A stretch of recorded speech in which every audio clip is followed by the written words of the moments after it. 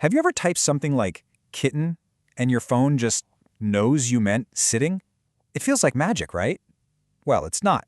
It's an absolutely brilliant algorithm that powers autocorrect, and we're going to break down exactly how it works. It's called edit distance. So to get our heads around this, let's start with a really simple puzzle. We've got two words, kitten and sitting. What's the absolute smallest number of single-letter changes you'd need to make to turn the first word into the second? And by changes, I mean inserting a letter, deleting one, or swapping one for another. The answer is 3.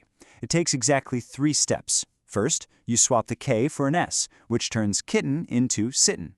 Then you swap the E for an I, giving you sitten. And for the final step, you swap that last N for a G, and boom, you've got sitten. 3 moves.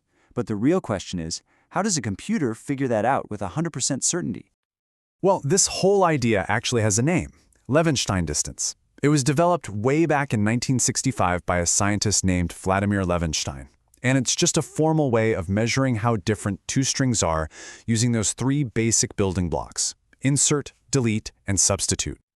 Okay, so how do we actually calculate this distance? We're not just going to guess and check, that'd be way too slow. No, we use something way more clever and, honestly, really visual, a grid. And this right here, this is the big aha moment. The grid lets us take this huge, complicated problem and chop it up into a bunch of tiny, super simple decisions that we just repeat over and over. The best way to think about this is to picture a city map. Our starting word, kitten, is at the top left corner. Our target word, sitting, is way down at the bottom right. Our job is to find the shortest possible path to get from one to the other, where every single move we make has a cost. So here are the rules of the road for our little city map. To figure out the value of any square in our grid, you only have to look at 3 of its neighbors. The cell right above you represents deleting a character. The one to your left is for inserting one, and the one on the diagonal, that's for substitution. You just look at the numbers in those 3 spots, find the smallest one, and add the cost for your current move. That's it. That's the entire logic. Okay, let's actually trace this out with a smaller example, turning kit into sit. Look at that bottom right cell where the T from kit lines up with the T from sit. The letters match, so the cost of a substitution here is 0, right? Now we look at the 3 neighbors. The number above is 2, the one to the left is 2, and the diagonal is 1. We take the minimum of those, which is 1, and add our cost of 0. So the value for this cell is 1. Now let's try another one.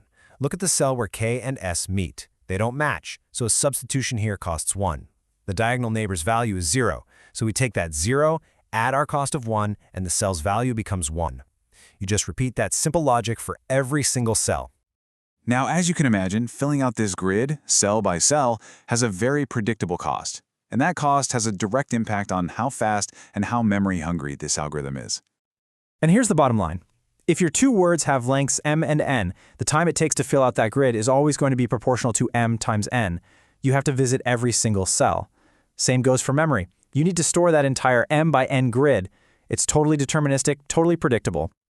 But wait, here's a really important insight. What if you only care about that final number, the actual distance? What if you don't really need to know the path you took to get there? Well, if that's the case, things can get way, way more efficient. This is a classic programmer's trick. Think about it. To calculate any new row in the grid, all you really need is the information from the row right before it. That's it. So instead of storing the whole giant grid in memory, we can just keep 2 rows at a time, the one we just finished and the one we're working on now. This trick slashes our memory usage from m times n all the way down to just the length of the shorter word. That's a huge win. So the standard algorithm is great. It's a solid foundation. But you know computer scientists, they are never satisfied. They're always looking for ways to get things done smarter, better, and faster, especially for specific situations. Let's go back to our spell checker example. Your phone doesn't need to know if a word is 50 edits away from what you typed. That's useless information. It only cares if a word is maybe 1 or 2 or 3 edits away. And that little constraint, that you only care about small distances, is the key to a massive optimization. And this is where something called Ukkonen's algorithm comes into play. It's a really clever tweak that says, hey, why are we calculating the entire grid? Let's only calculate a narrow diagonal band of cells. If the shortest path ever tries to leave that band, it means the edit distance is already bigger than the maximum we care about, so we can just stop right there and save a ton of work. This chart gives you a pretty good feel for the kind of speed up we're talking about. The standard algorithm is our baseline. Ukonen's is way faster, especially when that threshold k is small. And then you get into these highly specialized, almost black magic techniques like Meyer's bit parallel algorithm, which uses low-level computer tricks to get unbelievable speeds. That's the kind of thing you'd use for something super intensive, like analyzing DNA. Okay, so we've been pretty deep in the theory here. Let's pull back and look at where this powerful idea actually shows up in our day-to-day lives. And trust me, this algorithm is a quiet workhorse that powers so much of our digital world. We've talked about spell check, but it's also fundamental to bioinformatics for comparing gene sequences. It's used in databases to find things that are close enough to what you searched for. Plagiarism detectors use it to find similar documents. It's even used by chat apps to show you exactly which words someone edited in a message. It's everywhere. And hey, for anyone who works in tech or is maybe interviewing for a coding job, this is a super important piece of advice. Levenstein is just one flavor of edit distance. It has some close cousins, and if you mix them up, if you use the wrong one for the job, you can end up with some really sneaky, hard-to-find bugs. This table breaks down those differences perfectly. You've got Hamming distance, for example, which is much stricter. It only allows you to substitute characters, and the words have to be the exact same length. Then you have Damoreau-Levenstein, which adds a fourth operation, transpositions, for when you accidentally type th instead of the. The point is, you got to know which tool is right for the job. So when you boil it all down, Levenshtein distance is just a really powerful and flexible solution to a tricky problem. It gives us a concrete number for how different two pieces of text are. And it all comes back to that simple, elegant idea of filling out a grid one tiny step at a time. So we figured out the cost. The minimum number of edits is 3. But think about this.